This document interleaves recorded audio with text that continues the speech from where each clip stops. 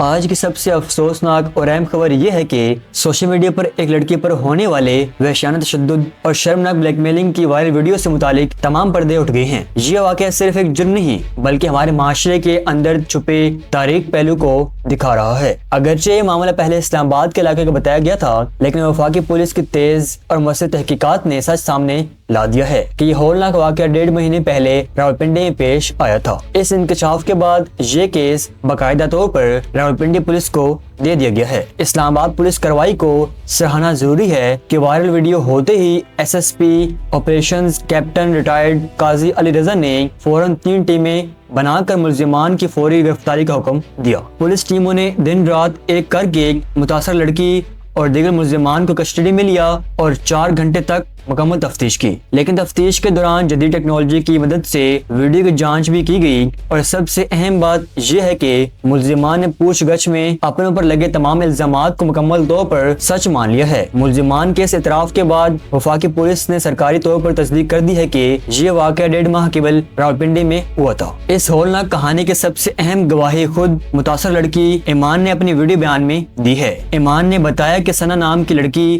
اور ارمان نام کا لڑکا اس سے زبردستی اپنے فلیٹ مصر یار روڈ پر لے گئے تھے۔ وہاں ارمان، درانی، مٹھو اور ایک چوتھے نامعلوم شخص نے مل کر نہ صرف اسے بہت زیادہ مارا پیٹا، اس کے بال کاٹے اور اس کی ویڈیو بھی بنائی، بلکہ بعد میں اسے ایک نجی ہاؤسنگ سوسائٹی کے فلیٹ میں لے جا کر اسلحہ یعنی بندوق کے زور پر دھمکا کر مزید ویڈیو بنا کر بلیک میل کیا گیا۔ ایمان نے روتے ہوئے کہا کہ چونکہ ان لوگوں نے میری ویڈیو وائرل کر دی ہے، اس لیے وہ ان سب کے خلاف سخت سے سخت کارروائی چاہتی ہے۔ اب اس کیس میں انصاف کی تمام ذمہ داری راولپنڈی پولیس پر آ گئی ہے۔ راولپنڈی پولیس نے تصدیق کی ہے کہ انہوں نے متاثرہ لڑکی سے رابطہ کر لیا ہے، حالانکہ ابھی تک تحریری شکایت نہیں دی تھی۔ پولیس کا کہنا ہے کہ لڑکی کچھ دیر میں ان کے پاس اپنا بیان ریکارڈ کرانے کے لیے پہنچے گی، جس کے بعد قانون کے مطابق فوراً مقدمہ FIR درج کیا جائے گا۔ راولپنڈی پولیس نے یہ بھی بتایا کہ لڑکی کے بیان کے مطابق چونکہ یہ ظلم 3 مختلف تھانوں کی حدود میں ہوا ہے، اس لیے کیس کو مضبوط بنانے کے لیے پولیس کو محنت کرنا پڑے گی۔ پوری قوم کی نظریں اب راولپنڈی پولیس پر ہیں کہ وہ اس ظلم میں ملوث تمام ملزمان کے خلاف مثال بننے والا ایکشن لے کر لڑکی کو جلد از جلد انصاف